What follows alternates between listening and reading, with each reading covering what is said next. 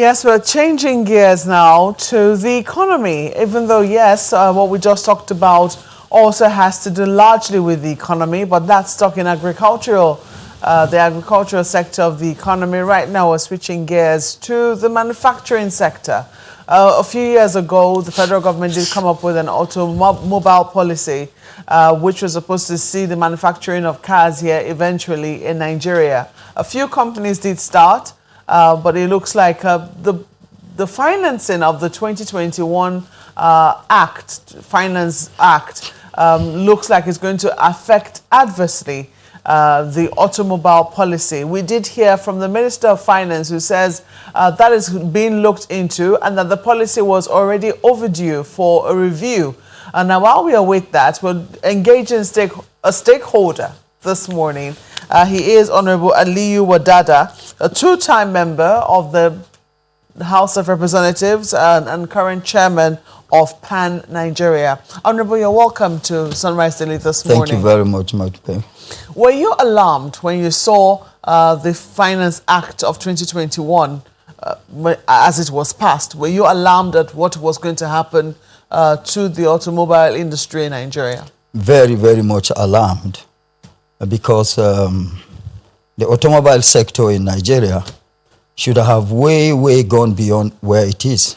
Mm-hmm. It is shameful enough that we still haven't gotten to manufacturing, which is greatly about the environment that we operate in. Let me take the issues one after the other as the Minister of Finance came on air about them. Mm-hmm. The Minister said, initially, there was 35% tariff and 35% levy, which now put together made it 70%. With the reduction in the Finance Act 2020, it now comes to 40%. And she said 40% is good enough for the local assembly plants to thrive or to develop. Because it gives a differential of 30%. That 30% differential has always been there, even before the policy, before this introduction. But it never attracted investors because, I mean, it's not good enough for investors to be attracted. And so that differential, 40%, is not good enough to make the local assembly plants develop. And for such to be in place, of course, it will be detrimental to the growth and development of the local assembly plants. The second issue she came up with is that for fully built units, which was 35%, now is reduced to 5% on commercial vehicles. Now reduced to 5%. Before the introduction, the reduction to 5%, commercial vehicles on SKD, the tariff was 10%. What's SKD? Sorry. Semi-knocked down. That is the various components that are broken down and brought in to be assembled here. Mm-hmm. Was 10% tariff on commercial vehicles. Then it was on imported. SKD was 10% tariff. For fully built units was 35%. Now the fully built units, that's the imported vehicles, now is being reduced to 5%. Meanwhile, the Act is silent about what the tariff is or will be on SKD, on commercial vehicles, because ab initio there has never been levy on either way, either on imported units, that is fully built units, either on that or on the SKD. Now 5%, the Act is silent about the tariff on SKD on commercial vehicles. So it is assumed it still remains at 10%. That is very ridiculous. When you are importing a fully built vehicle, you pay tariff of 5%. And then for somebody, a local assembler, who should be encouraged and motivated by all means, is to pay 10%. How does it work? How do you compete? Well, she says that they're engaging local producers. I don't know how far the engagements have gone. There has never been any engagement, no consultation whatsoever. I stand bold to say that. There was no consultation at all with the stakeholders. Because if I heard clearly from the interview that we had with her, and I don't know if you also listened in on that interview, she said, oh, that they know that there are going to be concerns, and so they have started trying to address these concerns. One, by promising that government was going to offtake as many of the vehicles as possible from local manufacturers, and also to I'm trying to remember. Permit me to say that that is coming after the damages have been done. Because before you come up with such a policy, it is only right and with due respect, responsible as well, to consult with the stakeholders. You listen to the stakeholders, and then you rub minds, and you reach agreements on what needs to be done. But do you see reason for this particular policy to? Well, do you see reason why the federal government has come up with what they have come up with in the Finance Act? Because they hinge it on transportation, the heavy cost of transportation, on everything else, on food, on goods and services, on things going from north to south and south to north, and that there is a huge gap that needs to be filled, which the automobile industry in Nigeria isn't currently filling. If it is targeted at reducing the financial burden on transportation of the citizenry or on the masses, yes, then the whole thing, the whole aim is defeated. Why do you say so? 35% tariff on choice vehicles, 35% tariff, 35% levy makes it 70%. 70% reduced now to 35%. The importation of Maybach, the importation of all these choice vehicles, where do they help the average common man? What government should have done, that's why consultation becomes very pertinent or paramount. What government should have done, first, within the NADDC policy, put up by NADDC, that is National Automotive Design and Development Council, there is a window for a pool of funds to be put out there for the citizenry to access such funds at very minimal single-digit interest rate, like Egypt has done. It has put together $1 billion for citizens to access, so as to encourage local production of vehicles there, so as to make it cheaper and easier for the citizens to be able to access new vehicles. Secondly, the government can reintroduce mass transit, the national mass transit scheme, and support the various states to embark on that scheme, and direct that all through the scheme, local assembled plants should be patronized. That's one or two of the ways that could have helped the average common man.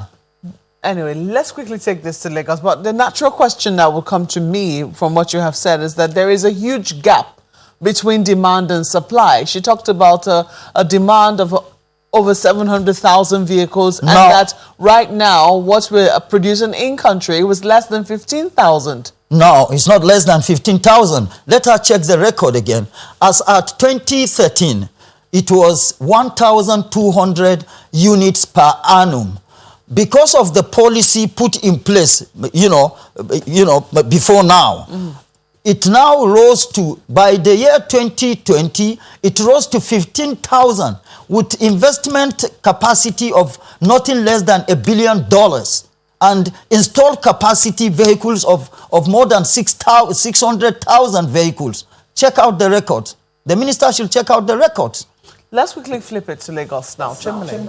Well, yes, in fact, part of what they put out as the records there, which you highlighted, is that, and this is coming from when the VP was quoted, the current demand, about 720,000 against actual local production by available assembly plants, which is at about 14,000. And he says the country wouldn't meet the demand. But the minister says, look, we're not giving up on the auto industry in the country. So I'm just wondering, having been a two-time member of the House yourself with different positions, while this bill was on, what happened from that time until when it was passed? I really don't know what happened. I know for a fact that at a point there was a meeting called at the office of the Vice President where NAMA, that is National Automotive Manufacturers Association, was in attendance representing the interests of the sector. And after they put across some arguments, it was agreed upon that NAMA should go and articulate a document that will balance the situation. And after leaving the Vice President's office, a week or two after, we just heard that the act was the bill was approved by Federal Executive Council and forwarded to the National Assembly for gazetting. So I mean, the government is in a better position to say what actually happened. I was, of course, a member, a very active member with due humility of the National Assembly, but I am no longer a sitting member of the National Assembly. I wouldn't know what actually transpired, but from the angle of a stakeholder, I have told you what I knew transpired, which was, completely conducted in secrecy, if I may use that word, because for such a high office to have called for a meeting of stakeholders and agreed on what I just said transpired, and eventually, before even getting back to the office of the Vice President by NAMA, we were made to understand that it has been signed, sealed, and delivered. Well, Honorable, you would agree that, as you said, I mean, any government would be concerned that the shortfall of more than 700 vehicles not being able to be met by the local manufacturers for which the plan, the National Automotive Industry Development Plan, was meant, I mean, it was supposed to provide jobs, transfer skills, and all of those things. But part of what the minister said when the question was asked of her was that the plan was not working as it ought, and consequently not delivering on its promises. As a stakeholder and practitioner in the sector, what happened? What I don't understand, the plan is not working. First and foremost, please understand the fact that the numbers or the figures given by the minister are not right. The demand is not up to 750,000 vehicles per annum. Two, the underperformance, as mentioned by the minister, and I said earlier on, going by the record, there is nothing like underperformance there, because as at 2013, if I may repeat myself, as at 2013, it was 1,200 units per annum. After the introduction of the policy that is being changed now, it grew to or rose to 15,000 units per annum, and with 600,000 installed capacity. So even if it is true that the demand is 750,000 and then the installed capacity now is 600,000, that's just 150,000. So that means if government makes the environment enabling enough as it should be, then the capacity will definitely go higher than even the 750, which is not even the right figure. Honorable, that And the local, today, just a moment. Are you saying that local manufacturers have been making or are capable of producing enough vehicles for the country, and so we do not need to import cars? Is that what you're saying? Of course, with the right encouragement. I mean, if the environment is made enabling enough for local assembly plants to proliferate, it means we will be able to stand the challenge. Before now, we only knew of 3 assembly plants in Nigeria: Pan, Kaduna, Volkswagen of Nigeria in Lagos, and Anamco in Enugu. Now, how many plants do we have? In the tractor aspect alone, we have 14 assembly plants. Okay, now, so none of these plants today does CKD, that is complete knocked down.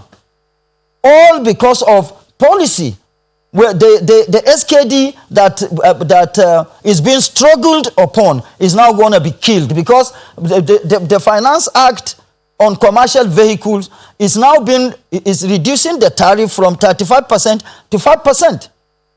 And then the tariff on SKD commercial is 10%. The act is silent about what SKD will pay on commercial vehicles today.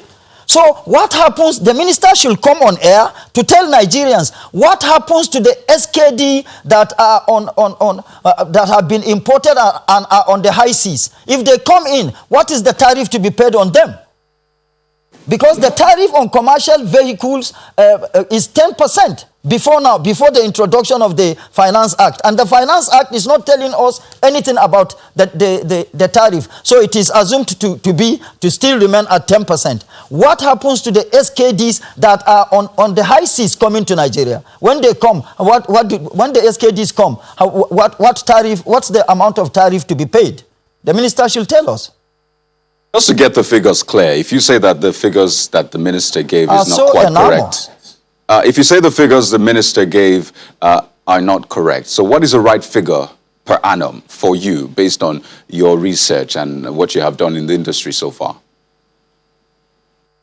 I told you the installed capacity of the local assembly plants today stand at 600,000 units.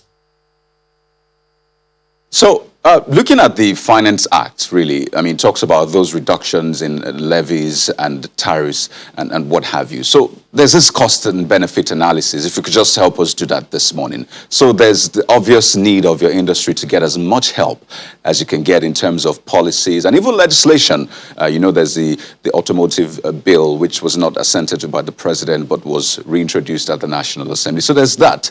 And there's also for the people who need to be paying less for transport. There's agricultural industry as well. I mean, they pay a lot for transport. So this is meant to solve that challenge for the everyday Nigerian who has to commute for work and business, and for agricultural practitioners, the farmers and rest who have to transport their goods. So really, let's be fair. Which do you think should take preeminence, the people or your industry? Or is there a way we can meet halfway on this one? The people, of course. The industries are there for the people. The industries are there for the people. That's why we are Nigerians doing businesses in Nigeria and calling for discouragement of vehicles to be coming in without control. The gap that is supposedly being put across now is because of the influx of second-hand vehicles into the country. When you open your corridors to all kinds of vehicles, the Finance Act, permit me again along this line to say the Finance Act is silent about category of the categories of second-hand vehicles to be even brought into the country. We have Honorable 20, Wadada. 25-year-old vehicles being imported into the country. Right. You know, there's this other issue, really, because, for example, let me give you a scenario. So I have £1 million naira, and I can only afford... Excuse me. Pardon me. The cost of transportation is not only about the vehicles. There are other ingredients that make cost of transportation high. Cost of spare parts, fueling the vehicles, and the rest of them. Okay, well, I mean, the understanding is... to be alleviated somehow by the government. Okay, so let me give you the scenario quickly as we begin to wind down. So I have £1 million naira. I've tried to save up, and I can only afford maybe a second-hand vehicle or maybe a third-hand, depending on what kind of vehicle. But your industry produces cars that are new that I'll probably have to pay, I don't know, 8 million, 10 million naira to afford. So, I mean, isn't it only fair to allow people go for what they can afford and just allow the invisible hand of demand and supply, as it were, to determine what happens in the market, really? Do you understand that scenario? If you bring demand and supply here, then you are answering yourself, because demand and supply determine prices. So nobody is saying if people aren't demanding for what you produce, for what they want, should we force them to demand for for what they it? can afford? Do you get what I'm saying? Nobody is saying they should not. They should not. But there should be some restrictions. There should be some guidelines. There should be some control. What are you allowing 20, 25-year-old vehicles into the country for? Well, that's what I can afford, Honorable Wadada. Do you understand what I'm saying? The automobile plants are in business to make profit, right? For them to survive, they have to make profit. But we are not saying the profit should be made at the detriment of the citizens. Government should encourage local assemble plants. It's as simple as that, by putting the right policy in place. I understand that, but I'm saying... Okay, go ahead, Mokwe. Okay, just quickly, I'm wondering, he's talking about the average Nigerian family that can pay, perhaps, save up £1 million naira thereabout. Yeah. How would those people be able to afford, say, your cars, for instance? They cannot as well afford any kind of car from anywhere. They can afford second-hand vehicles. For £1 million naira? Perhaps around that. Not anymore with the exchange rate. Not anymore. Okay, let me say 2 million naira. Yeah, 2 million naira. Yes. It definitely cannot get me a brand new Peugeot vehicle, for instance. It cannot. It's obviously. True, but they can get me a decent second-hand vehicle. When you have to pay as much as you pay, and competition is made impossible. Because with the new regime, the local assembly plants cannot even compete. The question is, how do we balance for those people who just have just about that amount of money in their accounts to buy a vehicle, and those who are seeking to buy brand new vehicles? It is for government to now direct NADDC to implement that policy, that because there is a window in the policy that said government should put in place pool of funds for the citizens to access the funds at minimal single-digit interest rate, or introduce a mass transit scheme. Let me ask you quickly, how accepted have Made in Nigeria vehicles been since they were reintroduced to the market? Have they been accepted by the elite? For instance, government officials, are they in wide circulation? Government officials are refusing to. Because there is a gazette, or it's already been gazetted, that all MDAs should patronize local assembly plants. Do they do that? Are you making noise about that? This is part of the noise. That's why I'm here. So do you have any confidence that if government says, look, okay, we know that this could have an adverse effect on the policy which we had earlier and on this industry, we will off-take your vehicles and we'll also prevail on state governments to take on vehicles as well? Would that be of any comfort to you? Of course, it's going to add to the capacity of the local assembly plants. This is what we're talking about. When are you hoping to engage government, or when are you thinking that they will be engaging people? We're engaging government by this way. We are doing here, because the government is not calling anybody. I told you earlier on. On this Finance Act 2020, there was no consultation. Have there been attempts to reach government officials? I mean, you know that this is one way of calling attention to the issue, but in terms of reaching concrete resolutions, it would have to go beyond the media. Are you optimistic that, you know, subsequently, that there will be an engagement with stakeholders in the industry? Oh, yeah, there should be. Ideally, there should be. There should be. Are you optimistic it's going to happen? It's going to happen, definitely. Now that we have gotten to this level, it's going to happen. But what I am impliedly saying, the consultation should have come before now, because there wouldn't have been really reasons for all the agitations, perhaps. You know. Well, I want to believe that the Minister of Finance, you know, would put her mouth where the money is currently, and that we will definitely see a little more engagement with this particular sector, especially with the effect the 2021 Finance Act is going to have on this particular sector. But we have to thank you for coming and sharing your thoughts with us this morning. Honorable Aliyu Wadada was a two-time member of the National Assembly and is currently chairman of PAN Nigeria.